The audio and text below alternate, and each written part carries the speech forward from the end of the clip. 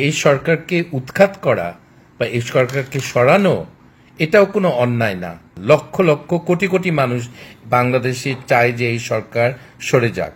আমরা এই সরকারের বিরুদ্ধে আমরা প্রতিবাদ করব এবং এই সরকারকে একদিন হটাবো, এটাও চাই। আমিই বলছি।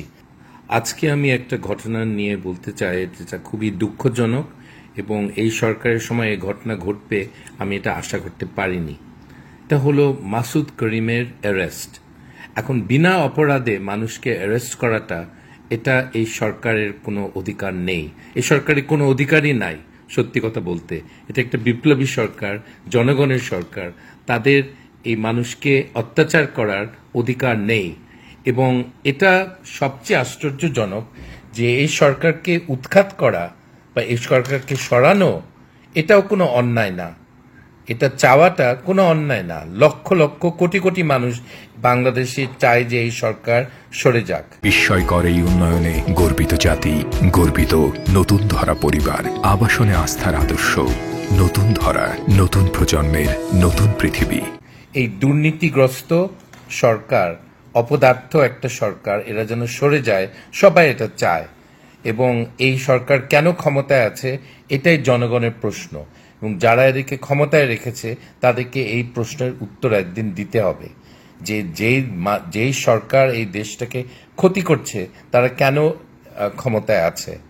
এখন শেখ হাসিনা এই সরকারের প্রধান সম্বন্ধে যা বলতো সেগুলি নিয়ে আমরা আপত্তি জানিয়েছি এবং যখন অন্যায় কেস করা হয়েছে সেখানেও আমি রাস্তায় দাঁড়িয়েছি, মশাল মিছিল করেছি।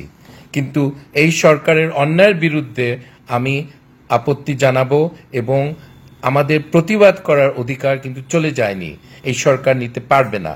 আমরা এই সরকারের বিরুদ্ধে আমরা প্রতিবাদ করব এবং এই সরকারকে একদিন হটাবো, এটাও চাই। আমিই বলছি যে আমি চাই সেটা। তো এটা যদি অন্যায় হয় তাহলে আমার মতো কোটি কোটি মানুষকে অ্যারেস্ট করতে হবে, সেটা তারা পারবে না। কারণ এই ক্রিমিনাল সরকার, দুর্নীতিগ্রস্ত একটা সরকার, তারা যে অন্যায়গুলি করছে তারা জানে এই দেশে তাদের থাকার কোনো অধিকার থাকবে না। তাদেরকে দেশ থেকে পালাতে হবে, না হলে জেলে যেতে হবে। তারা দীপুমণির মতো তারাও জেলে যাবে, হাসিনার মতো দেশ থেকে তারা পালাবে। কিছু মানুষ, তাদেরকে সেই সুযোগ হয়তো দেওয়া হবে। আন্তর্জাতিক কমিউনিটি থেকে তাদের পক্ষে অ্যাপিল আসবে, তারা হয়তো দেশ পালাবার একটা সুযোগ পাবে। কিন্তু তারা যে দেশটাকে ক্ষতি করে গেল এটা কোনোদিন ঠিক হবে না। এবং যেই সুযোগটা ছিল একটা নতুন একটা পৃষ্ঠা উল্টানো বাংলাদেশের ইতিহাসে, একটা সভ্য একটা সরকার দিতে মানুষকে, সেই সুযোগটা আমরা হারিয়েছি এই সরকারের জন্য। Professor Muhammad Yunus, you have a lot to answer for. And if Mr. Masood Karim is not released within 2 days, then there will be protests and the international repercussions will be severe. You will not be in power and your whole legacy, tarnished legacy, will be remembered.